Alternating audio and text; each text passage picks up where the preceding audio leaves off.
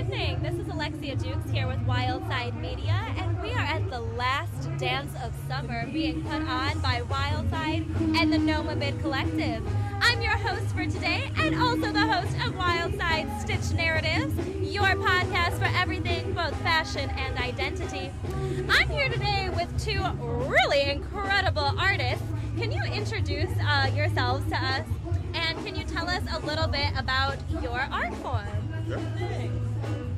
Me?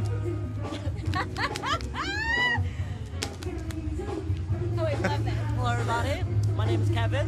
I go by B-Boy Dabs. I represent the Arrive to Defy crew and Soul Service. Would you like to know a little bit more about the history? Shall we get the names going? Well, let's get another name and then let's dive into history. I would love that, yeah. So I am Yasseen. I'm also part of Soul Service. We're a collective of movement artists, DJs, and we basically just provide programming for DC and the surrounding area to just give people a space to be able to express themselves. So it's a little bit about what we are. Yeah. So can you tell me a little bit about your collective? What's the history of it? So we started in 2021. This is right after the pandemic. Wow. It was co-founded by myself and Nelson, who's not here today, but we just made a decision to start showing up to spaces like DuPont Circle, Old Town Alexandria, at the waterfront, and to just give people, like I said, a space to move and dance.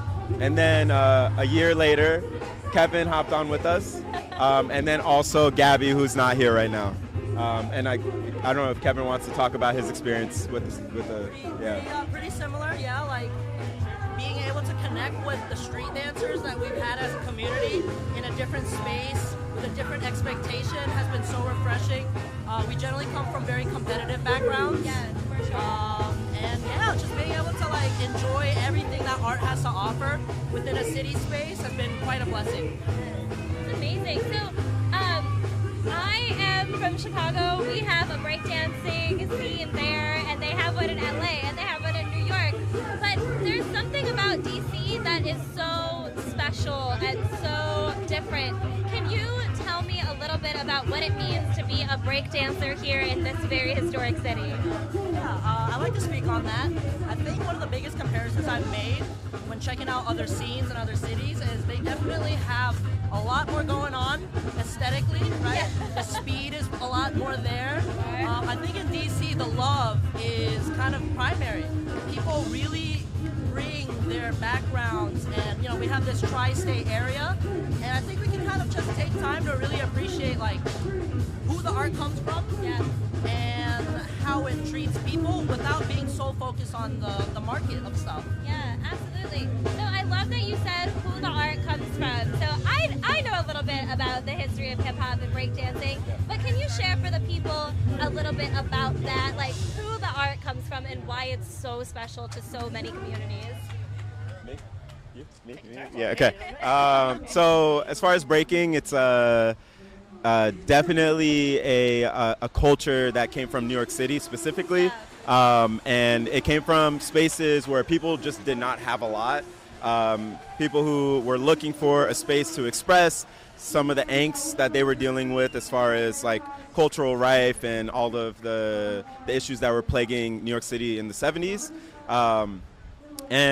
These people got together to basically find a safe space to be able to settle their differences. And that's where battle culture comes from. And breaking is actually one of the 4 pillars of hip hop alongside graffiti, MCing, and DJing. So it's a huge thing when it comes to American culture, and I guess like it's traveled across the world, and DC's definitely become a hub for it. So yeah. I love that you touched on battle culture and how it was a way for people to settle their differences. I do know when you're doing any form of artistic expression, you're sort of settling things within yourself. So I have sort of a deep question for you today, which is, what are some things that you think about intentionally when you're dancing? What are the things that you settle within yourself? Yeah, I'd love to speak on that. Like, so far in my life, dancing has given me quite honestly, all my identity. It's shown me strength, it's shown me struggle, it's shown me love, it's shown me sadness. Just being able to like access a full range of emotions through sharing just movement, the most natural thing humans have within us. You know, and that innate connection to something unseen and bringing it out into what can be seen. Okay, poetry. I had to snap with it on that one. I had to snap with it. Well, you know what though? Dance is poetry, isn't it? Absolutely. It's sort of poetry and movement. Yeah.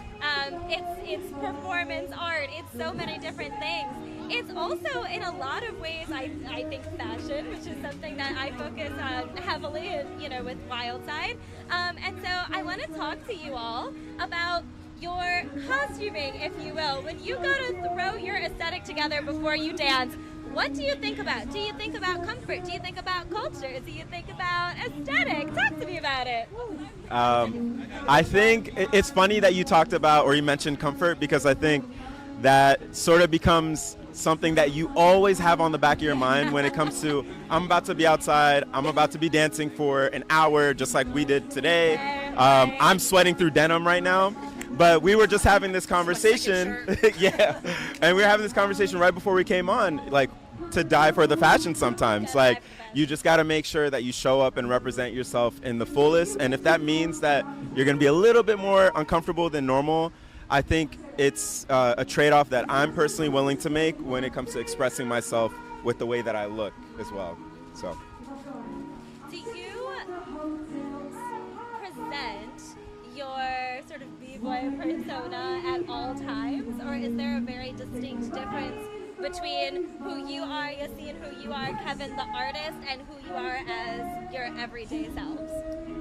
Yeah, that's a really funny one because, like, I try to get away from it, right? I go to work, I want to fit in, I want to wear a collar, but it always pulls me back because the guys who did it before us, the girls and guys who did it before us, they had less, and they still brought it, no matter what. We have the internet, we have so many cultures that have grown and evolved. I love skateboarding, that's another strong freedom culture, street culture, and being able to kind of bridge the two has been like a very fun, successful, fashionable thing for me.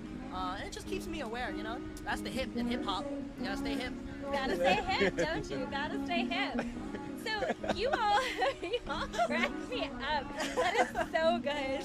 Can somebody please put that on a t-shirt? I am bidding that to all of our artists today that paint pants, that paint shirts. I want one that says hip and hip hop. Is you gotta stay hip. Absolutely. You also seem to, you gotta stay fit too, right? I mean, y'all danced for a full hour today. Talk to me about your routine. What do you do what's your self-care routine before you go out and you do something as taxing as this? I think we can both go, but for me, it's like you have to take care of your body because this is, for a lot of us, livelihood. Like, we teach dance, we perform like we just did today, but you have to stretch. That's so important. Kevin will probably touch on this, but he's dealing with some injuries right now. But I've also injured myself a few times, and a lot of it came from not taking care of my body, not properly warming up, not properly stretching before I go out, especially to do something like this. And I just want to stress the importance of that. But also the beautiful thing about using dance as an art form, it does also become something of a thing that will also condition you. So you don't necessarily have to do all of the workouts that people do, or go on a run or something. Like, I get all of that, all the cardio from just dancing and practicing my movement. So, yeah. I can touch on something that I found very interesting as well. Is in my journey, the amount of heavily dedicated and educated physiotherapists, kinesiologists, therapists. Shout out Dr. K, shout out Nick Tack, shout out Prolix. Nice. Making you aware because we really push the limit on what the body can do. And it's so funny how polarizing a street culture makes you aware of higher education. Yes. You wouldn't expect the two to go hand in hand, but if you want to make it anywhere in our type of dance, you have to open up to the extra care that technology and the future has provided us. Absolutely. I love that you said that. studied literature in college, and I took a class that was like, it was like Black women, hip hop, and dance culture, or something, you know, something that some professor had just come up with that day. Not that day. Let me stop. It's always in the mind. It's Always in the thinking mind. about it. Always in the mind. But you know, there is a lot of intellect that goes into this, because you're doing more than just going and like moving your hips in the club, right? You're respecting a art form, respecting a culture, and so, or at least I would imagine you are. I guess it's really more of a question, like, do you, when you are moving, does it call to mind some of the people that came before? Does it call to mind some of the sort of people that we study with a high-level overview? But you all probably have a more personal experience with it, doing it, as opposed to just reading about it. Yeah, right? for sure. Yeah. Yeah, I think we should both speak on it. But like my personal experience or inspirations, a lot of them are local. So I also practice a style called house dance. It's kind of like my bread and butter as far as movement, but there are dancers that are here in this city that don't get all of the recognition. You catch them at the clubs on a Saturday evening, and these people have genuinely inspired a majority of my movement. So definitely, like, for me, it's always about looking at what's around you, especially respecting the space that you came from, because I'm a DC native, but to like look around and be like, these are the people that are doing the thing that I appreciate. And you don't have to look so far. And you can also be inspired by your culture and your upbringing. I'm inspired by my mom and the way she used to dance in weddings and whatnot. So it really just depends. Yeah. I mean, like, the main thing I would like to drop on that is, yeah, traditions have been everything. We always like to innovate and look for the future, but I think if you take the time to hear the voices and feel, you know, what this meant to the people before, they did the same thing. Yeah. So at least for me, and I think for my associates, like, definitely tradition is everything. Definitely. So I love that you say looking to the future. We just sort of saw the future of breakdancing at the Olympics. So I have a fun question before we head out. Would y'all ever compete in the Olympics? Would you try out for the Olympic team? I'm not good enough. Straight up, I'm not good enough. You're so good. Kevin, on the other hand, Look Kevin's at him, nasty. the wheels turning. No, No, he's good. I got students that I've trained that I believe in. I am very happy with what I've gotten so far. But yeah, totally. Well, where's that? The next one's in, like, what? Tokyo? Oh my god, I feel like I should know this. I'm not being very hip right now. It's gonna be 2 Olympics after, because it didn't make it into the LA Games, unfortunately. Okay. And then it might make it to Australia, Okay. which is in 8 years. But there's a chance that it might not happen. Yeah, so this could have been the one and only. Oh my gosh. Yeah, which is unfortunate. That is unfortunate. I would love to see it more in mainstream culture. For sure. It's such an incredible art form. Every time I see somebody stand on their elbow or their head, I am like absolutely floored. I'm absolutely shocked. Well, you all, thank you so much for coming here, for joining me today. It has been truly, truly a pleasure. Before we get out of here, where can we find you? Give us your hashtags, Instagram, So you can follow us, our collective Soul Service. It's now actually just Soul Service __ on Instagram. We, like I said earlier, we do events in the DC area. We do outdoor events, we do club events, and we're all about providing just really accessible community events. You can follow me personally at butter.fly on Instagram. That's my dance name. So yeah, that's it. I do have an Instagram, finding_DBZ. Right now, just trying to really figure out my favorite identity for music. Music is so expansive. It's never ending, and I think that's the real beauty of it, just like the love in the world. Yes. Oh, so beautiful. Oh my goodness. Well, thank you all so much. And thank you all for tuning in. This has been Alexia Dukes with Wildside Media and Stitch Narratives. Have a great evening.